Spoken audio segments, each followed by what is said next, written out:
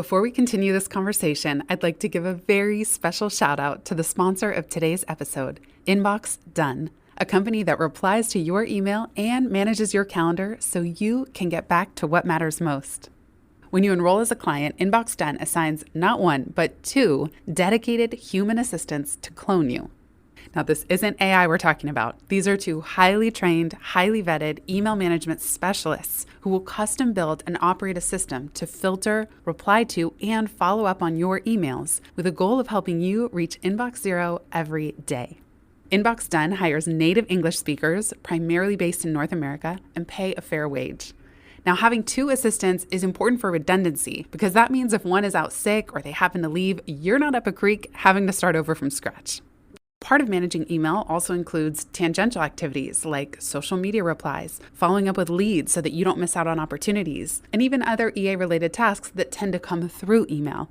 Just consider, how many hours did you already spend on email today? How many hours have you already spent on email this week? What would happen if it was someone else's job to reply to those emails for you? How would you use that newfound free time?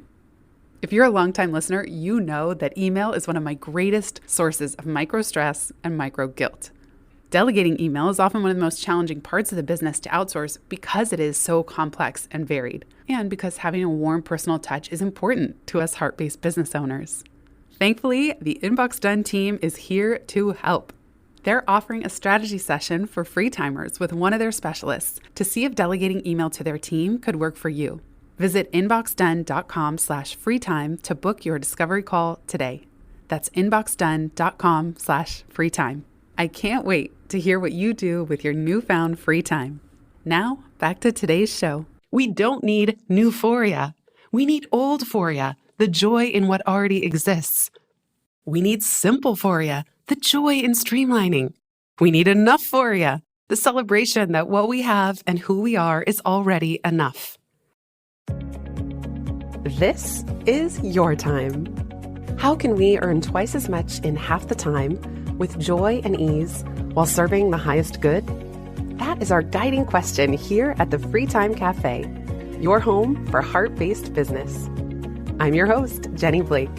Join me for conversations with authors, friends, and fellow business owners as we explore ways to free your mind, time, and team to do your best work.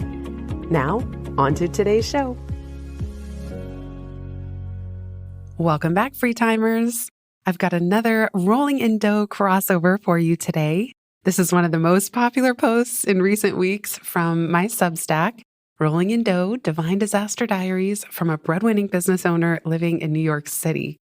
I've had this rolling for 7 months now, if you can believe it, after I got the news that my contract would be ending with my favorite former client. Rolling in Dough is my project to document what happens after that. What happens when you lose your biggest client? I've been posting twice a week, pretty much without fail, for these last 7 months. So if you're not already subscribed, I encourage you to check out any of my 3 Substacks, Dough, Pivot, and Free Time, by visiting my profile at substack.com/@JennyBlake. Without further ado, I bring you Climbing Down the Entrepreneurial Ladder, Sidestepping Status Games to Find the Bliss in Simplicity. From one of my favorite humorous writer Substacks, Shalom Auslander's Fetal Position, he writes, "Things today are way better than things, capital T, have ever been. Cavemen had sticks.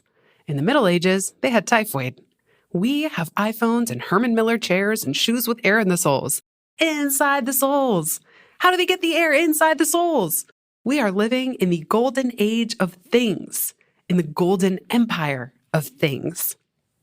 This is from his post, Beckett drove a Deux Chevaux. I don't even know if I'm saying that right, but I'll put the link in the show notes. That article is hilarious. I first encountered the Apple billboard a few days after Christmas. I was walking down 14th Street in the Meatpacking district, and there it was. Newphoria. Hallelujah. New jargon for the rampant consumerism of the holidays and beyond. New and shiny plus fleeting hedonic treadmill euphoria equals Newphoria.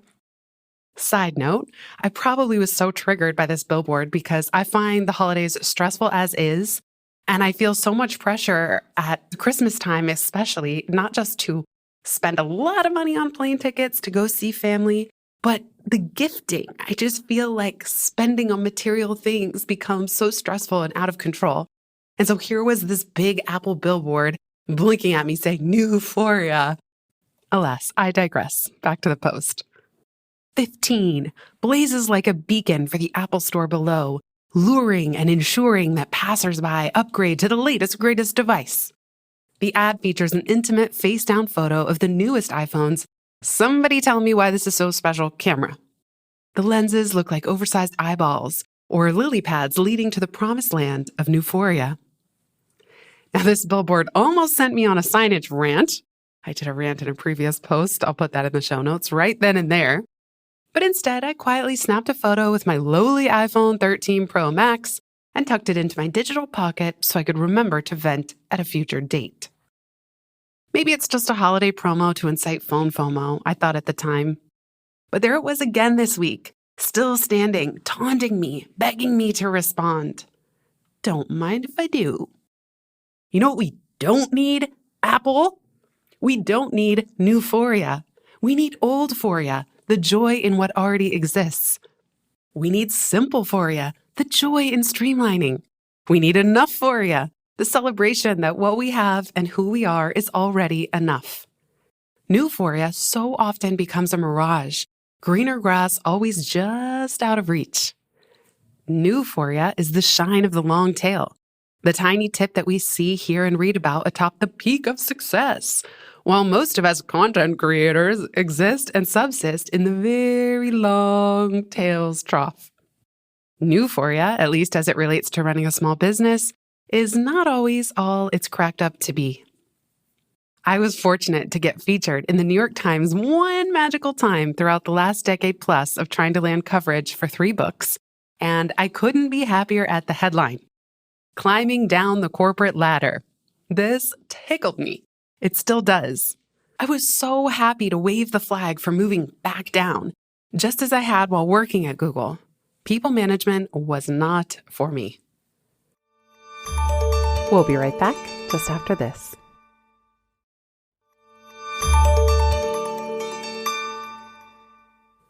After my promotion to team lead early in my career and my time there, a junior role bogged down by pushing pixels across PowerPoint strategy decks, slogging through performance review write-ups, and attending never-ending back-to-back meetings, I looked up the rungs at my possible future in middle management and said, not for me. So I moved back down, cross if we're being generous, and into an individual contributor role less than a year later. As I further explored this idea that not all of us aspire to some tiny peak atop Success Mountain, I premised one of my earliest keynote speeches, circa 2011 to 2013, pre-pivot, on treating your career like a smartphone, not a ladder. I encouraged people to download apps, skills, projects, and experiences that make their phone rewarding, functional, and unique. After all, no two screens are alike. We don't compete for who has better apps, just who has the best apps for you. Of course, every now and then there are bugs to work out through bigger operating system upgrades too. The entrepreneurial world has its own ladders of status and success. In his article on the ladders of wealth creation, Nathan Barry, the founder of ConvertKit, writes, "There's a reliable progression that anyone can take to earn more and build wealth. In fact, I like to think of it as a series of ladders side by side. Each one can climb to different heights in both the quality of business and potential earnings." To illustrate this idea, he includes a graphic that has a very short ladder on the far left, time for money. The second ladder is a little bit bigger, 3 rungs instead of 2, called your own service business. The third ladder has 4 rungs now, about productized services. And then the fourth ladder is the highest of all, and it's about selling products. And that includes things like marketplaces and social networks, SaaS, software as a service, subscription software, physical products and e-commerce, products sold into an existing system. In theory, this tallest ladder has the most opportunity for scale and wealth building. But what few people seem eager to talk about, what if you're terrible at operating at those higher rungs like I am? What if you're merely competent at managing teams, but it drains your life force? What if you get altitude sickness when dealing with this level of complexity? As I approach my 13th year of self-employment, I can look back and say that my most miserable months coincided precisely with when I ran the biggest team, one that was still tiny by most outside standards. I thought it was what I was supposed to do, have a growing coterie of consultants on retainer, an attorney, a sales agent who sold nothing, a program manager for corporate licensing and speaking clients, 2 entry-level admins, a community manager for my membership program, and a podcast production team.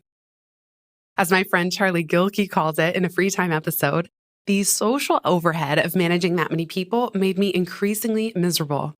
I couldn't hear myself think no matter how many systems I devised or how much I delegated. So shortly after Free Time launched, I let everybody go, leaving just me and the podcast production team for the summer of 2022. I was instantly happier. I had peace again in my heart, my inboxes, and my Slack channels. Today, I work with a wonderful part-time VA, and I'll even be pausing the podcast soon. Simple, creative, typhoid.